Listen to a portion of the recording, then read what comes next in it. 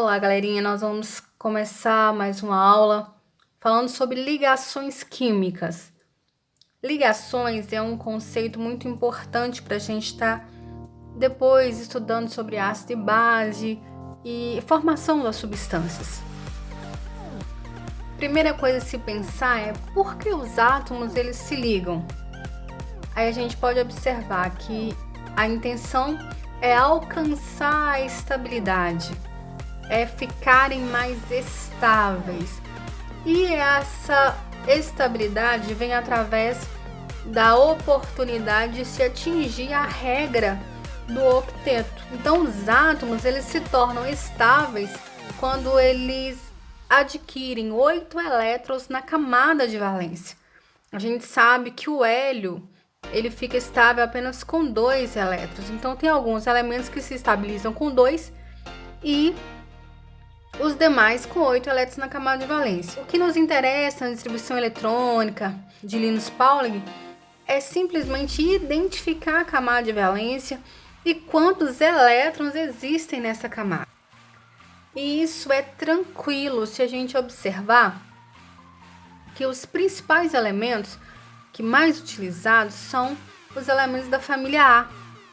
Então a gente pode perceber que a camada de valência ela é indicada pelo período que se encontra o elemento. Exemplo, o cloro. Ele se encontra no terceiro período da tabela periódica. Então, ele tem 3 camadas. E a camada de valência dele tem 7 elétrons. Por que ela tem 7 elétrons? Porque o cloro pertence à família 7A. Então, é tranquilo a gente identificar qual que é a camada de valência e quantos elétrons esse elemento possui. Agora, são as ligações iônicas. Podemos observar que as ligações iônicas, elas é realizada entre íons, ou seja, elementos que têm carga. Íons são elementos que possuem carga positiva ou negativa. Então, cargas positivas são os cátions e carga negativa são os ânions.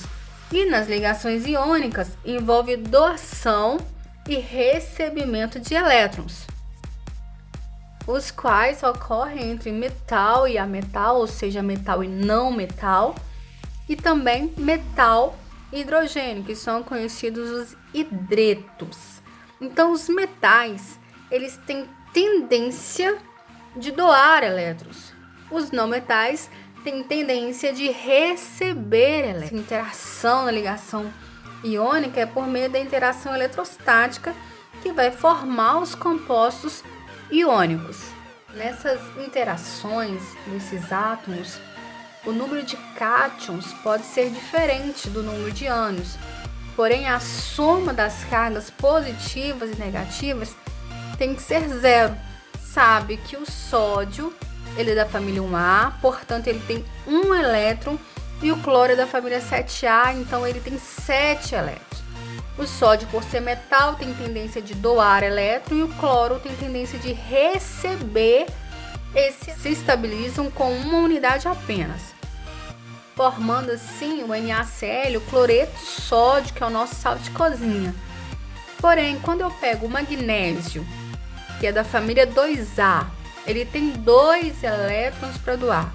Se eu unir ele, se eu fizer essa ligação com o cloro precisa receber apenas 1 elétron. Ele vai receber esse elétron, vai adquirir estabilidade, alcançar a estabilidade, mas o magnésio ainda não. Então, o magnésio precisa doar esse elétron, ainda falta. Então, eu vou gastar 2 cloros para estabilizar o magnésio. Da mesma forma, ocorre se eu ligar o magnésio com fósforo, por exemplo. O magnésio tem 2 elétrons, o fósforo tem 5, então precisa receber 3. Então serão necessário, para estabilizar o magnésio, será necessário, para estabilizar o fósforo, será necessário 3 magnésio mais 2 fósforo. Então, a hora que eu inverter esse índice, eu vou encontrar esse resultado. Então, eu vou estar doando elétrons e a gente vai perceber que nessa interação de todos os elementos da tabela periódica, os metais e os não metais, sempre terão aqueles elétrons que participam da reação, os que não participam. Ou seja, os que são ligantes e os que são não ligantes. E no final a gente percebe que todos, doando ou recebendo, eles adquirem estabilidade. Eles atingem a teoria do octeto. Nós sabemos que a teoria do octeto ela tem algumas exceções, então, mas em via de regra geral, ela se aplica bem. Vou dar um exemplo do hidreto, o hidreto de cálcio. Por exemplo, quando eu pego o cálcio da família 2A, ele possui 2 elétrons para doar, porque tem tendência de doar. O hidrogênio, quando ele vai reagir com o metal, ele vai ficar negativo, ele vai receber. Então, o hidrogênio ele recebe 1 elétron, porque ele fica estável com apenas 2 elétrons na camada de valência, se igualando ao gás nobre hélio. Então, serão necessários 2 hidrogênios para estar estabilizando o cálcio, formando então o hidreto de cálcio.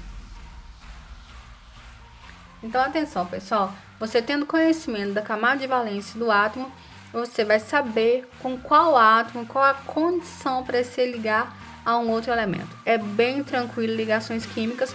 No nosso próximo vídeo, a gente vai estar vendo a ligação covalente. Até a próxima.